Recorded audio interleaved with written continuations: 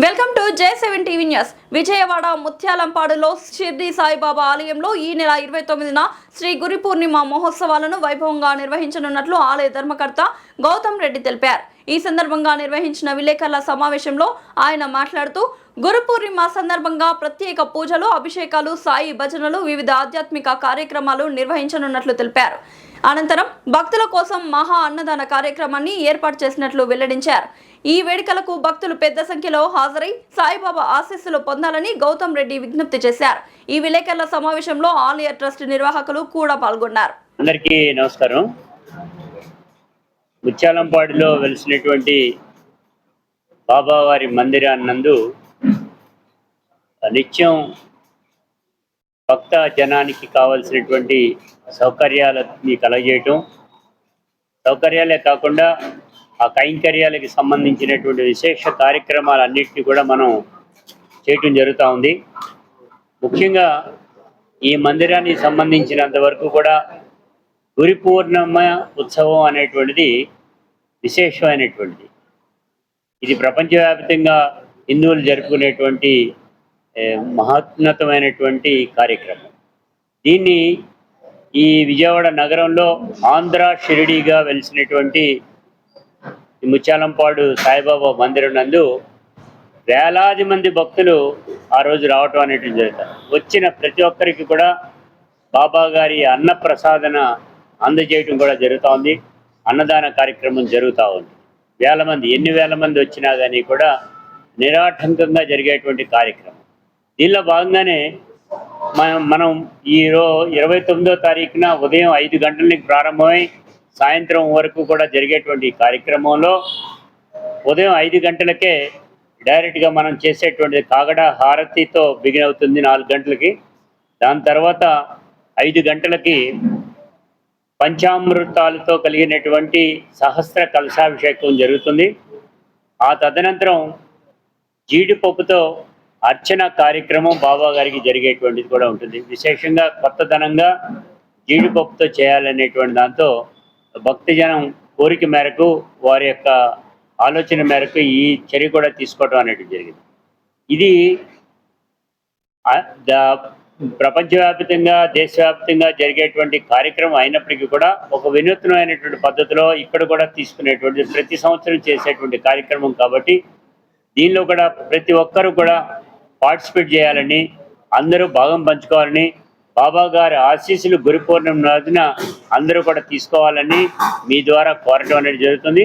బాబా గారి యొక్క ఆశీస్సులకు అనుగుణంగా వారి యొక్క విధానాలని మెచ్చి నచ్చినటువంటి వారందరూ కూడా ఇక్కడికి వచ్చి ఈ మందిరానికి రావడానికి కారణం, అన్ని వేల మంది రావడానికి గల కారణం ఒకటే, ఇక్కడ బాబా గారిని ఏది తలుచుకుంటే అది జరుగుతుంది అనేటువంటిది బాబా గారి సూక్తుల్లో ఏదైతే చెప్పున్నారో అదే పద్ధతిలో ఇక్కడ జరుగుతుంది అనేటువంటిది కూడా నానుడి. కాబట్టే ఇది దినదినాభివృద్ధి చెందుతూ ముందుకు వెళ్ళటం అనేటువంటి జరుగుతుంది అనేటువంటిది నిత్యాన్నదాన కార్యక్రమం నిరాటంకంగా ఈ రోజు వరకు కూడా జరుగుతూ ఎంతమందికైనా కానీ కూడా అన్నదానం ఇచ్చేటువంటి కార్యక్రమం తీసుకున్నామంటేనే దానికి కారణం బాబా గారి ఆశీస్సులు, ఇక్కడ ఉండేటువంటి భక్తజనం మాకు అందించేటువంటి ప్రోత్సాహం అనేటువంటిది కూడా నేను చెప్తూ ఈ కార్యక్రమాన్ని దిగ్విజయం చేయవలసిందిగా అందరినీ కూడా పేరు మీదన కూడా కోరుతా ఉన్నాను.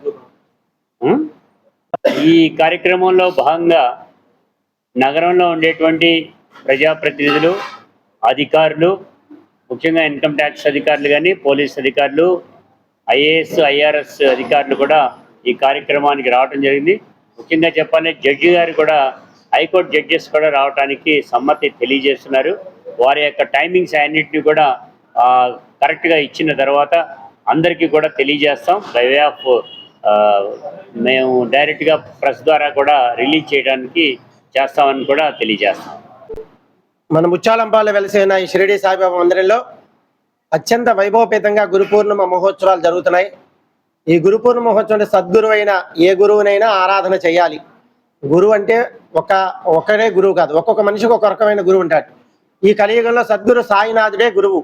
అటువంటి గురువుని ఆరాధన చేస్తే భగవంతుడు కూడా అనుగ్రహించినది గురుడు అనుగ్రహిస్తాడు. అదే కనుక గురుడు ఆగ్రహిస్తే భగవంతుడు కూడా రక్షణ చేయలేడు. అటువంటి అవధూత, పిలిస్తే పలికే భగవానుడు మన సాయినాథుడు. మన ముత్యాలంపాడు సాయినాథుడు చాలా విశేషమైన వాడు. ఎందుకంటే ఇక్కడ జరిగే కార్యక్రమాలు ఎక్కడ కూడా జరగవు కాబట్టి ఆ చేసే పూజల వల్ల వచ్చే శక్తి అనంతమైనది. అందుచేత అన్ని వేల మంది భక్తులు ఈ రోజు ఇక్కడ రావడం జరుగుతోంది. ఆ రోజు గురు పూర్ణిమ రోజున సుమారుగా ఒక 20,000 మంది భక్తులకి కావాల్సిన అన్నప్రసాద వితరణ ఏర్పాట్లు చేస్తున్నాం. మా మందిరంలో మీకు తెలుసు అందరికీ 14 సంవత్సరాలు బట్టి నిత్యాన్నదానం ఎప్పటి నుంచో మొదలైంది. కరోనా సమయంలో కూడా భారతదేశం అంతా కూడా అక్కడ అన్నదానం ఆగిపోయినా మన మందిరంలో మా మందిర గౌరవాధ్యక్షుడు గౌతమ్ రెడ్డి గారి సూచన మేరకు కరోనా సమయంలో కూడా ఆయన కూడా మాస్క్ కట్టుకుని ఇతర ప్రదేశాలకు వెళ్ళి ఎక్కడైతే వలస కూలీలు ఉన్నారో వారందరికీ అన్నప్రసాదం ఇవ్వటం, మా గుడి నుంచి 2,000 మందికి అన్నప్రసాదం అందించడం జరిగింది. అంటే ఇక్కడ ఉండే బాబా వారికి అన్నప్రసాదం అంటే చాలా ఇష్టం. అటువంటి విశేషమైన ఈ గుడిలో భక్తులందరూ కూడా వారి యొక్క శక్తి అంటే వారి కుల మత భేదం లేకుండా, లేకపోతే వాళ్ళకుండా ఐశ్వర్యము గొప్ప భేదం లేకుండా అందరూ వచ్చి బాబా ప్రసాదాన్ని స్వీకరించడానికి తహతలాడుతూ ఉంటారు. చేత భక్తులందరూ కూడా ఆ రోజు తప్పనిసరిగా విచ్చేసి బాబా ప్రసాదాన్ని తీసుకోవడానికి ఇక్కడుండే సేవకులతోటి వాలంటీర్స్ తోటి సహకరించి అందరూ ప్రసాదం తీసుకుని ఆ రోజు ఉదయం 5 గంటల నుంచి రాత్రి 11 గంటల వరకు మందిరం తీసే ఉంటుంది. అందరికీ దర్శన నిమిత్తం మధ్యాహ్నం సమయంలో కట్టడం కూడా జరగదు. అంచేత భక్తులందరూ తరలి రావాల్సిందిగా కోరుచున్నాం. అదేవిధంగా వారం రోజుల ముందు నుంచి గురు చరిత్ర పారాయణం జరుగుతుంది. దాంట్లో కూడా అందరూ పాల్గొనవచ్చును. ఈ విశేషమైన కార్యక్రమాల్లో పాల్గొని సద్గురు యొక్క అనుగ్రహంతో ఆనందంగా జీవించాలని మనవి చేస్తున్నాం. జయ శ్రీరామ్. అదేవిధంగా ప్రతిరోజు కూడా ఇక్కడ శ్రీ విష్ణు సహస్రనామ పారాయణం పరమహంస పరివ్రాజకాచార్యులు సాక్షాత్తు శ్రీమన్నారాయణ స్వరూపులైనటువంటి శ్రీ శ్రీ శ్రీ త్రిదండి చిన్నజీవి స్వామి వారి యొక్క సువర్ణ హస్తాలతోటి 1992వ సంవత్సరంలోనే ఇక్కడ శ్రీ విష్ణు సహస్రనామ పారాయణ మండలిని ఒక సంస్థ బాబా మందిరంలో ఏర్పాటు చేయడం జరిగింది. అంచేత ప్రతిరోజు వేద సమానమైన శ్రీ విష్ణు సహస్రనామ పారాయణం ఇక్కడ జరుగుతూనే ఉంటుంది. ఆ రోజు కూడా ఉదయం జరుగుతుంది. తప్పనిసరిగా ఈ కార్యక్రమాలన్నింటిలో పాల్గొనాలని మనం చేస్తున్నాం. ఈ రోజున గురు పూర్ణిమకు సంబంధించి ప్రెస్ కాన్ఫరెన్స్ ఏర్పాటు చేయడం జరిగింది. దీని యొక్క ముఖ్య ఉద్దేశం గురు పూర్ణిమ రోజున వ్యాస భగవానుడు మనకు వేదాలని విభజించి ప్రపంచానికి అందజేసినటువంటి ఒక మహత్తరమైనటువంటి మహర్షి జన్మించినటువంటి దినం. ఆ రోజున ప్రపంచమంతా కూడా వ్యాస పూర్ణిమని గురు పూర్ణిమగా భావించడం జరుగుతుంది. ఇటీవల నేను ఒక కార్యక్రమానికి వెళితే నేను ఇట్లా హైదరాబాద్లో మీరు ఏంటంటే ఆంధ్ర షిరిడి అని పేరు పెట్టుకుంటున్నారు, మీకు ఎవరు ఇచ్చారు అని నేను క్వశ్చన్ చేశారు. మాకు ఆంధ్ర షిరిడి అని మేము పెట్టలేదు, జనాలు అంటున్నారు కాబట్టి మేము దాన్ని వాడుకుంటున్నాం, అంతకంటే నీకేం లేదు తేడా అన్నారు. ఎందువల్ల మీరు గొప్పవారయ్యారంటే మా దేవస్థానం మా సాయిబాబా మందిరాన్ని స్థాపించినటువంటి మహోన్నత భక్తులు ఆదిపల్లి రాఘవనారాయణ శాస్త్రి గారు, తర్వాత చాలామంది పీఠాధిపతులు కూడా వచ్చారు. బాబా సూక్తిలో మీరు గమనించండి, మీరందరూ వస్తున్నారు, దర్శనం చేసుకున్నారు, వెళ్తున్నారు. మీకు తెలియనటువంటి ఒక రహస్యం చెప్తాను ఇవాళ. బాబా చెప్పిన సూక్తి ఒకటి, look to me I will look to you అని. అది అందరం పాటిస్తాం. కానీ ఆ లుక్ టు మీ అనేటువంటిది ఏమిటో మన చోట్ల మీరు కాస్త ప్రశాంతంగా ఓపికగా సహనంగా కనుక నిలబడి పెద్దబాబా వారి ఎదురుగా మూలాధారం దగ్గర నుంచి స్టార్ట్ చేసి నిలబడితే బాబా వారి ముక్కు చివర తెల్లగా ఉంటుంది. మీరు గమనించలేదు, ఎంతమంది గమనించారో నాకైతే తెలియదు.